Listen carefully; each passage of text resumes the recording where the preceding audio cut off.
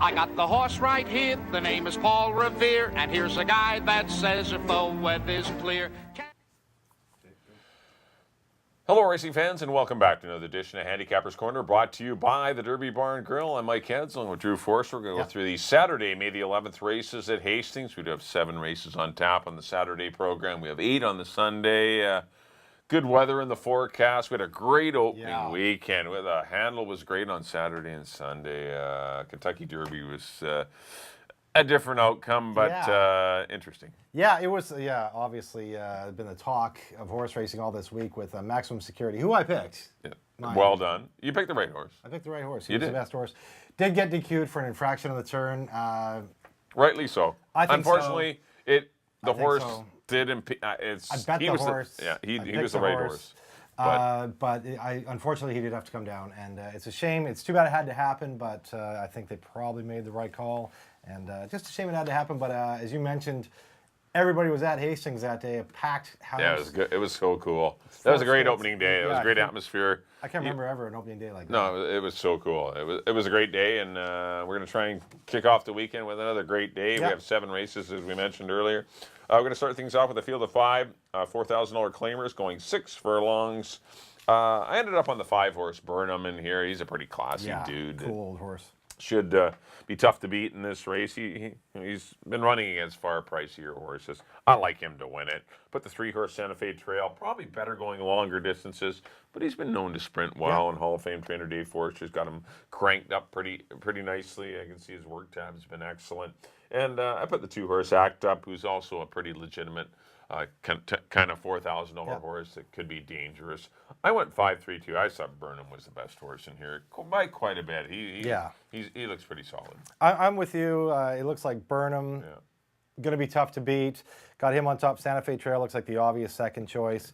And I just threw in one of Maven's, My Eye Candy. This horse was sprinting well. Last year, getting beat by Swiss Arrogant and Instant Cash a couple of times there in midsummer. So I threw him in for 30s in light with apprentice Lenny Cicheron. 5, 3, and 1 for me in the first. On to the second. There's a maiden 8 for 3 and up, going 6 furlongs. I went down to the rail horse Buck. It was one of the Swift horses that was sold through the sale this year. Ed Claggett bottom. He was running decent races of maiden special weights last year. He did get down to maiden 8, so he is able to run protected here. But, third in a maiden 16 behind Senior Chimes and Dreamin' of Peace. Fourth in a maiden special weight behind another Guess the Chances Are. It's tough when you're kind of working your way down, as we always talk about. First out of the box for 8, I think he's tough. Finally Famous, obviously the other one. Another one coming out of maiden special weights for trainer Jon Snow and Gordy Kristoff. I think it's those 2, and then you pick one for third. I threw in the Times Are Changing for Dave Forster, Finality. Slew Pass been a very good mare, and hopefully some of that breeding's passed on. Little gate work to finish up his work tab. 1, 4, and 6 for me. Yeah, I saw the race the same way. I think it's 1-4 or 4-1. I mean, it's a 2-horse race.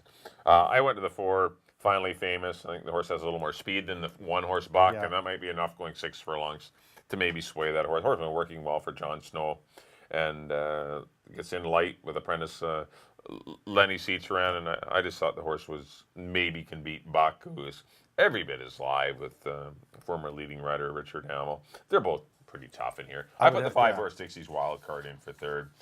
Been working well. Form's a little tough last year, but still been working well this spring, and I thought the horse was worth a look. But 4 and 1 or 1-4. Yeah. I went 4-1-5.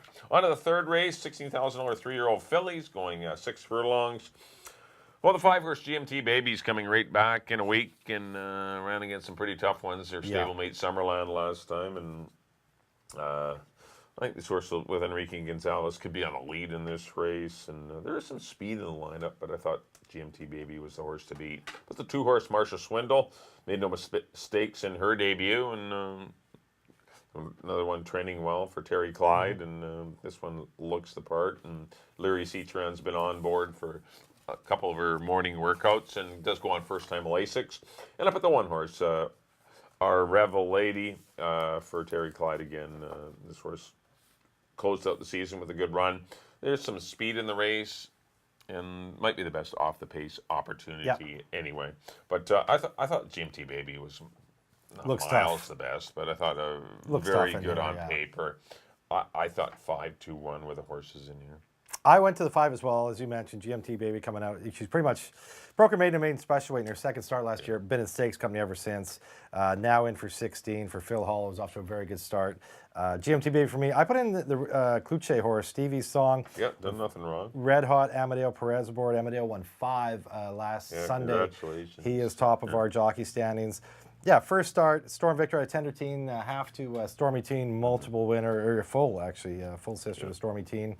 So Stevie's Song for me in second, and Marshall Swindo, another one.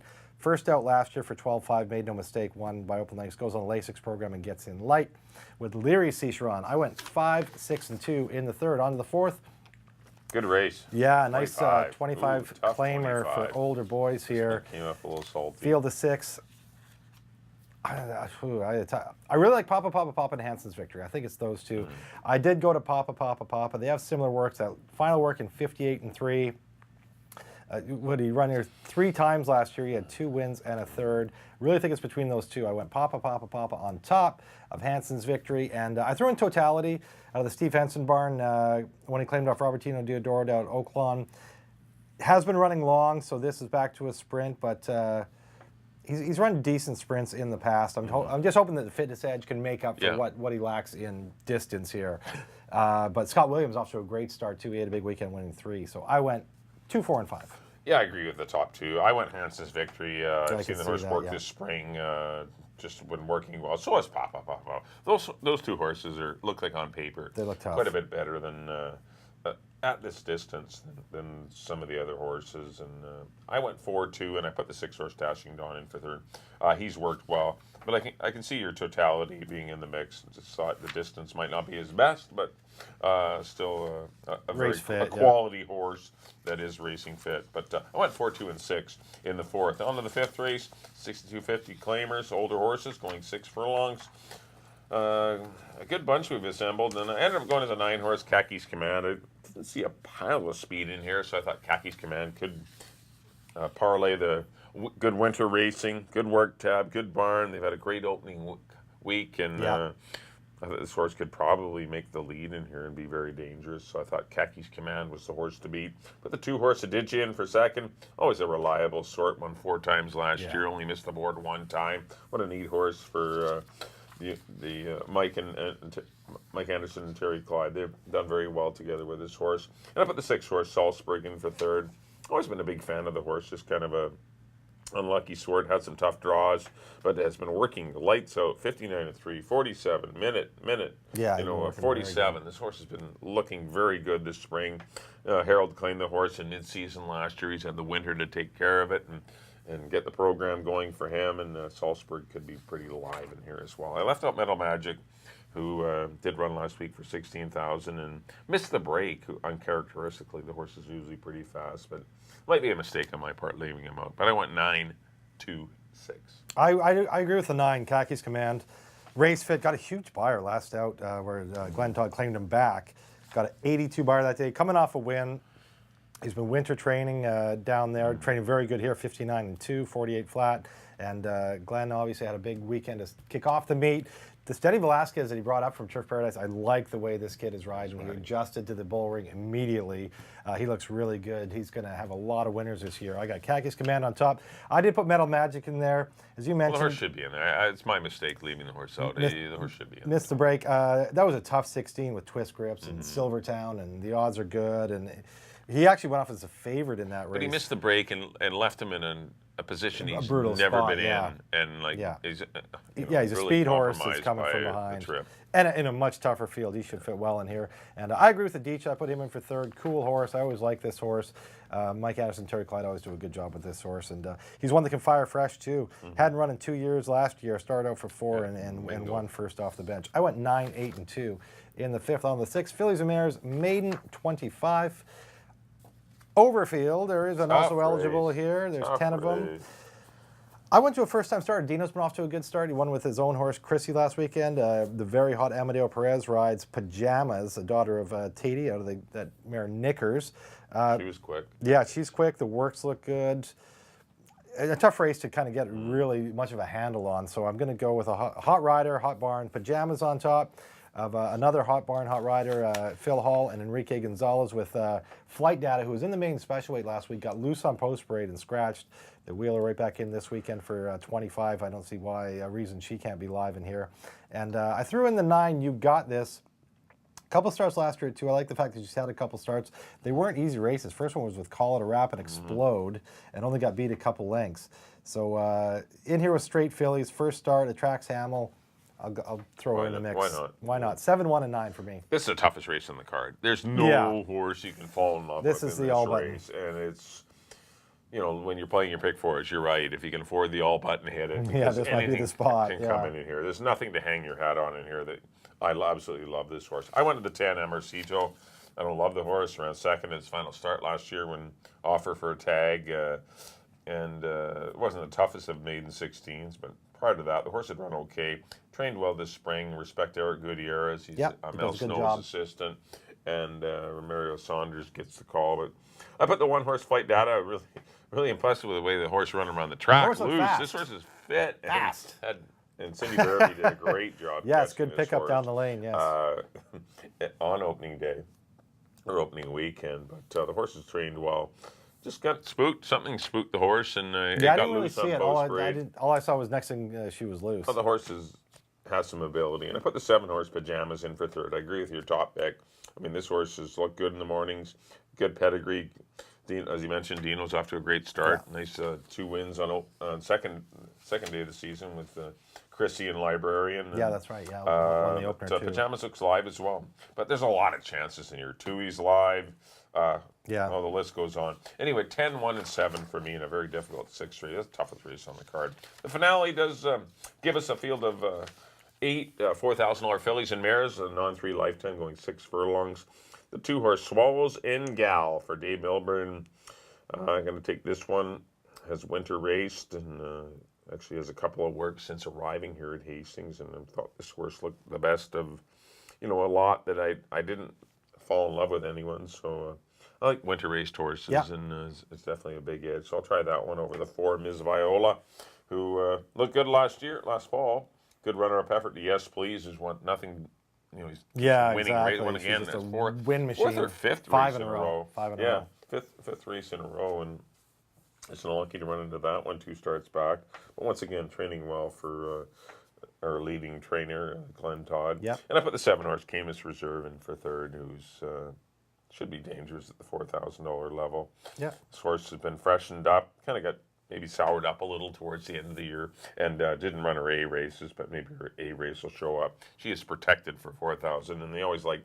It's a good sign. That's a good vibe. They're not offering the horse for the 4, so things may be a little better than they were last fall. I went 2, 4, and 7 in a race I didn't love either. I went to Miss Viola. She wasn't in great form when she got here, coming up from Doug O'Neill, but still was run good races, as you mentioned. Just got beat by Yes Please, but I think Glenn having her through the winter. She's been training forwardly for this, as you mentioned. He's off to a great start. I got Miss Viola on top. A Perry Ann, a Rob Maben horse that fired fresh last year. First out last year, she won by 5. Won a 4 on 2 couple starts later, and she's just a horse that can be good early. And Rob's horse has been off to a good start so far. They're all running strong. They're running well. Yeah, so I put Perry Ann in second. I threw in Pawnee Girl. Her last start last year got beat 5 lengths, but that was against boys. Sheriff Clark chased the money, include Quinn. That's one I left of it. Maybe it's a tough heat, so I threw in her for third. I went 4, 3, and 1 in the nightcap. That'll do it for our analysis of the Saturday card. Up next on screen will be our picks. Alrighty, back in race number 1, I went to the 5 Burnham, over to the 3 and 2. Race number 2, I went to the 4 Finally Famous. Going to go 4, 1, and 5. Race number 3, I went to the 5 GMT Baby on the class drop. Going to go 5, 2, and 1. Race number 4, I went to the 4 Hanson's Victory. Going to go 4, 2, 6. Race number 5, went to the 9 Kaki's Command, over the 2 Aditya and the 6 Salzburg. Race number 6, and a very difficult race 6. Yeah, that's a tough one. I went the 10 Emercito. I'm going to go 10, 1, 7. And in race number 7, I went the 2 Swallows in Gal. I'm going to go 2, 4, and 7. On to my picks. Back in the first, I agree with Mike. I'd say best bet of the day, number 5, Burnham, over the 3 and the 1. In the second, I've picked this horse a bunch of times last year. Number 1, Buck, over the 4 and the 6. I really like 1 and 4 there. In the third, I agree with Mike. Number 5, GMT Baby, over the 6 and the 2. In the fourth, I went the other way. Mike went 4-2. I went 2, Papa, Papa, Papa over the 4, Hanson's Victory. I threw in totality the 5 horse for third. In the fifth, we agree on number 9, Kaki's Command over the 8 and the 2. In the sixth, I went to first time starter out of the Dino barn, 7, Pajamas over the 1 and the 9. And the nightcap, went back to the GT barn, 4, Miss Viola over the 3 and the 1. Well, that'll do it for this edition, the May 11th edition of Handicapper's Corner. Thanks, everyone, for tuning in. Hopefully, we've given you enough insight to make some nice winning wagers on what should be a beautiful Saturday afternoon at Hastings Racecourse. On behalf of Drew, thanks, everyone, for tuning in. We'll see you next time here on Handicapper's Corner.